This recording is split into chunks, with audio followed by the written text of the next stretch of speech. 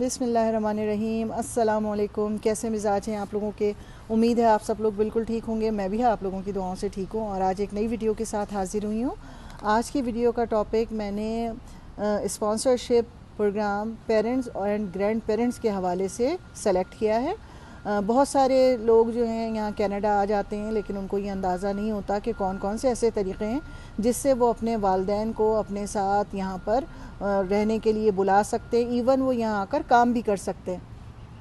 तो उसके लिए एक वीडियो मैंने ये छोटी सी आपको बनाकर थोड़ी सी मालूमात इब्तिदाई देनी है और इंशाल्लाह ताला नेक्स्ट वीडियो में मैं आपको बताऊंगी और कोशिश ये करूंगी कि मैं इसकी एप्लीकेशन का process and procedure step by step आप लोगों को बताऊं ताकि उससे आपको आसानी हो सके। और लेंदी प्रोसेस ज़रूर होता है, क्योंकि मैंने भी अपने आप लोगों को पहले अगर जो मुझे मेरी वीडियोस को देख रहे हैं उनको इस बात का अंदाज़ा होगा कि मैंने तमाम अपना इमिग्रेशन का जो एप्लीकेशन थी वो बज़ाते ख़ुद मैंने बग़ैर किसी लॉयर के उसको कंप्लीट किया। उसके बाद भी वक्तन फ़वक्तन किसी कोई विज़िटर वीज़ा हो या स्पॉन्सरशिप हो तो उसके फॉर्म में अपने आसानी से ख़ुद ही फ़िल करती हूँ और कहाँ कौन कौन सी कोताहियाँ हो सकती हैं आप लोगों से उसको मैं बखूबी जानती हूँ, क्योंकि आपको पता है कि इंसान अपनी गलतियों से सीखता है। तो जो गलतियाँ मैंने की हैं मेरी कोशिश ये होगी कि मैं उन गलतियों को की निशानदेही आप लोगों के साथ करूँ ताकि वो गलतियाँ आप दोबारा ना कर सकें। तो ये वीडियो उन लोगों के लिए है कि जो ऑलरेडी कनाडा में मौजूद हैं, पीआर पर हैं या फिर सिटीज़नशिप उनके पास है।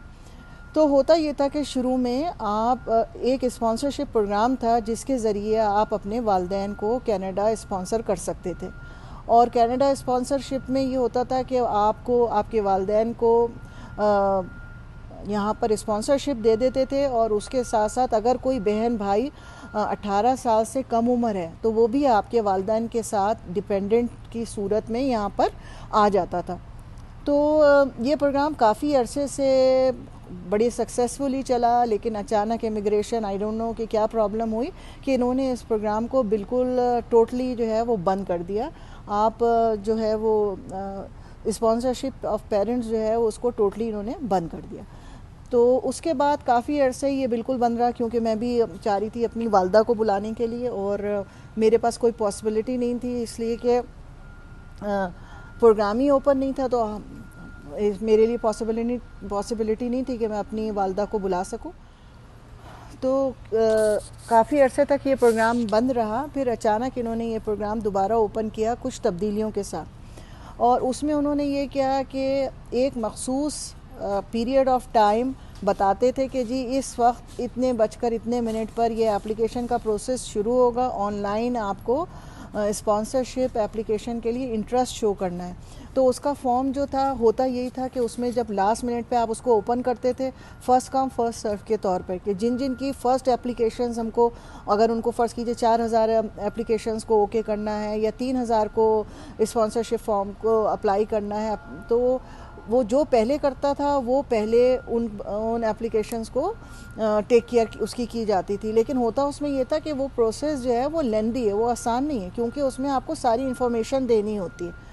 तो होता यही था कि 2-3 दफ़ा मैंने ट्राई किया, लेकिन इन टाइम जब वो टाइम आया उसमें और मैंने एप्लीकेशन फ़िल करना शुरू की तो कुछ ऐसी मालूमात जिसकी मिसाल मैं आपको देती हूँ। यानी अगर फ़र्ज़ कीजिए अगर मैंने अपनी वालिदा को बुलाना है तो उनकी एप्लीकेशन उनके जितने बहन भाई हैं उनके तमाम के एड्रेस, वो ज़िंदा हैं, अगर ज़िंदा नहीं हैं तो अगर उनका इंतकाल हो गया है तो पैदाइश की डेट, उनके बहन भाइयों के इंतकाल की डेट, उनके घरों के एड्रेसेस, उनका प्रूफ, तो इतनी सारी मालूमात आप ज़ाहिर बात है अपने चचा, मामू, खालाएँ, पुप्पी, इन सब की मालूमात इतनी आपके पास कहाँ होती हैं। ना आपको उनकी डेट ऑफ बर्थ पता होती है, ना कुछ और पता होता है। तो उस सूरत में ये होता था कि वो फॉर्म इनकम्प्लीट रहता था और प्रोसेसिंग जो इंटरेस्ट ऑफ स्पॉन्सरशिप का जो टाइम होता था वो निकल जाता था। फिर इन्होंने 2020 में 16, 17, 18 में दोबारा इन्होंने अप्लाई किया, मगर बहुत कम लोग जो हैं उनको अलाउ किया और उनको वो क्वालिफ़ाई कर पाए पेरेंट्स एंड ग्रैंड पेरेंट्स की एप्लीकेशन के लिए। उसके बाद 2020 में जिन ख़वातीन व हज़रात ने अपने पेरेंट्स के लिए इंटरेस्ट शो किया था स्पॉन्सरशिप का, इतनी बड़ी तादाद थी, उनको सिर्फ फ़र्ज़ कीजिए अगर 15,000 या 10,000 एप्लीकेशंस जो है उनको एक्सेप्ट करना था, तो उनके पास एप्लीकेशंस आ गई 2 लाख 2.5 लाख एप्लीकेशंस। तो इतना तो वो प्रोसेस नहीं कर सकते थे, तो उन्होंने क्या किया कि रेंडमली 20-25 हज़ार एप्लीकेशंस उठाई और क्योंकि 2020 के एंड में अगर अप्लाई किया है तो 2021 में उन्होंने क्या किया कि 20 या 25 हज़ार जो एप्लीकेशंस थी जो उनको सब फॉरवर्ड कर दिए ईमेल्स कि अगर आप स्टिल इंटरेस्टेड हैं तो ये तमाम फॉर्म्स जमा करवाइए पीआर के लिए और सिटीज़नशिप के लिए। तो होता यही है कि जो उसमें वो इतनी ज़्यादा मालूमात मांगते हैं कि ये तमाम मालूमात देना बहुत मुश्किल होती है। ऐसे ऐसे सवाल पूछते हैं कि जैसे मैंने पहले आपको बताया कि उसको याद रखना बहुत मुश्किल होता है। तो जब आपके पास एप्लीकेशन आती है और आप उसको फ़िल करते हैं, बाज़ दफ़ा आपके फाइनेंशियल जो हैं वो इतने स्ट्रॉन्ग नहीं होते कि आप किसी को स्पॉन्सर कर सकें। तो उमूमन अगर 25,000 एप्लीकेशंस उन्होंने दी हैं, आप लोगों को अलाउ किए हैं, तो बामुश्किल उसमें 10 से 12 हज़ार लोग जो हैं वो क्वालिफ़ाई करते हैं, तमाम क्राइटेरिया जो उसको फुलफ़िल करते। तो इसी सूरत को देखते हुए इन्होंने 2021 और 22 में जो इनविटेशंस भेजे वो सिर्फ उन लोगों को भेजे कि जो एप्लीकेशनें ऑलरेडी उनके पास 2020 में सबमिट हुई हुई थी। बिल्कुल उसी तरह से इस साल 2023 में भी सब लोग इस बात के क्या इंतज़ार कर रहे थे कि इस साल जो है वो शायद 2 साल बाद एप्लीकेशन ये दोबारा अलाउ करें और इस प्रोग्राम को दोबारा ओपन करें, लेकिन अनफॉर्चुनेटली दोबारा न्यूज़ आ गई हैं कि जी 2023 में भी जो है वो फॉर्म न्यू एप्लीकेशन सबमिट आप नहीं करेंगे, एक्सेप्ट नहीं करेंगे। सेम 2020 में जिन ख़वातीन व हज़रात ने अपने पेरेंट्स या ग्रैंड पेरेंट्स के लिए अप्लाई किया था, उन्हीं में से रेंडमली 24,000 से 24,500 एप्लीकेशंस को रेंडम पिक करेंगे और अक्टूबर 10 के बाद एंड ऑनवर्ड जो है आप लोगों को ईमेल जो सेलेक्टेड एप्लीकेंट्स होंगे उनको इनविटेशन भेजना शुरू कर देंगे। तो आप लोगों का काम ये है कि अगर आपने 2020 में अप्लाई किया हुआ था अपने पेरेंट्स और ग्रैंड पेरेंट्स के लिए और अब तक आपके पास कोई रिस्पांस नहीं आया था, तो होपफुली इस साल आपको जो है पॉजिटिव रिप्लाई आ जाएगा। अपने डॉक्यूमेंट्स जो हैं वो तैयार रखिए। इंशाल्लाह ताला मैं कोशिश करूँगी कि एप्लीकेशन किस तरह फ़िल होती है स्टेप बाय स्टेप मैं आपको बताऊँ नेक्स्ट स्टेप में, क्योंकि एप्लीकेशन के लिए इंफॉर्मेशन गैदर करना बहुत ज़रूरी है। बहुत लिमिटेड टाइम आपको वो देते हैं कि उसमें आप ये सारी मालूमात जो है वो सबमिट करवाएं।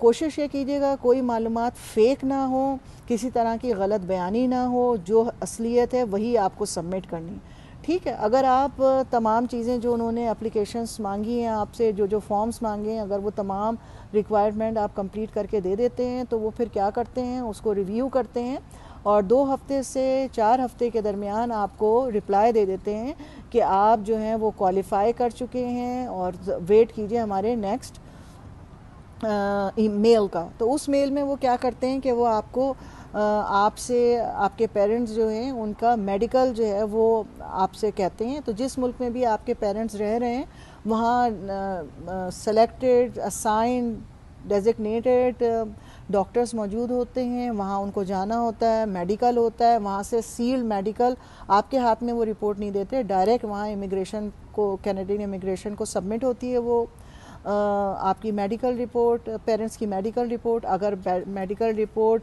में तमाम नेगेटिव्स जो चीज़ें हैं वो उसमें कोई ऐसी बात नहीं निकलती कि जो परेशान कौन हो और आपके वालिदैन सेहतमंद हैं और यहाँ आके वो क्वालिफ़ाई कर जाते हैं मेडिकल से, तो नेक्स्ट स्टेप आपका वो आपको बताते हैं कि आपको अपना बायोमेट्रिक और फिंगरप्रिंट जो है वो सबमिट करवाना है। तो आपके पेरेंट्स जाते हैं कॉन्सुलेट या एम्बेसी, कैनेडियन एम्बेसी में, वहाँ जाकर अपने फिंगरप्रिंट्स और बायोमेट्रिक जो है वो कंप्लीट करवाते हैं और उसके बाद जो है वो इंशाल्लाह ताला पेरेंट्स को पीआर कार्ड इशू हो जाता है और वो जब यहाँ आते हैं तो यहाँ आकर उनको तमाम सहूलतें सिवाय वोटिंग का हक़ और पासपोर्ट, 2 चीज़ें नहीं मिलती हैं, otherwise 99% same as a citizen वो अपनी ज़िंदगी यहाँ गुजार सकते हैं, जॉब करना चाहें तो जॉब कर सकते हैं।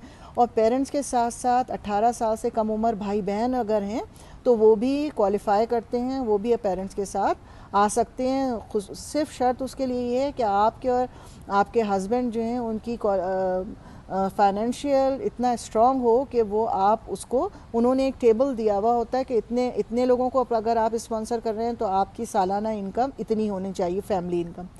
तो जब इंशाल्लाह वो मैं next video step by step आपको बताऊंगी तो उसमें आपको ये डिटेल्स बताऊंगी, तो उसमें समझने में आसानी होगी। लेकिन वो ख़वातीन व हज़रात मायूस ना हों कि जो अपने वालिदैन के लिए interest form, sponsorship interest form जमा नहीं करवा सके हैं और इस प्रोग्राम के ओपन होने का इंतज़ार कर रहे हैं, वो अपने पेरेंट्स के लिए सुपर वीज़ा अप्लाई कर सकते हैं। सुपर वीज़ा का भी एक प्रॉपर प्रोसीजर है, इंशाल्लाह सुपर वीज़ा के नाम से भी मैं एक वीडियो बना दूंगी, स्टेप बाय स्टेप आपको सिखा दूंगी कैसे अप्लाई करना है। लेकिन उसमें ये होता है कि अगर आप सुपर वीज़ा के लिए अप्लाई करते हैं तो आपको पेरेंट्स को पीआर कार्ड नहीं मिलता, आपको अपने पेरेंट्स की इंश्योरेंस खुद परचेज़ करनी होती है।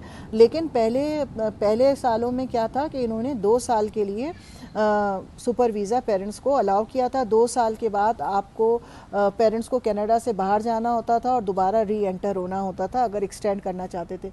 लेकिन अब इन्होंने क्या किया है कि सुपर वीज़ा जो है उसको एक्सटेंड करके 5 साल का कर दिया है, यानी कंटिन्यूस आपके पेरेंट्स अगर आते हैं तो वो 5 साल तक यहाँ पर रह सकते हैं। इसके अलावा 5 साल के बाद अगर चाहें तो 2 साल के लिए एक्सटेंशन भी हो सकती है और इस एक्सटेंशन में आपको बाहर जाने की ज़रूरत नहीं है, आप कनाडा में रहते ही वो एक्सटेंशन हो जाती है, आपको कनाडा से बाहर जाना ज़रूरी नहीं होता।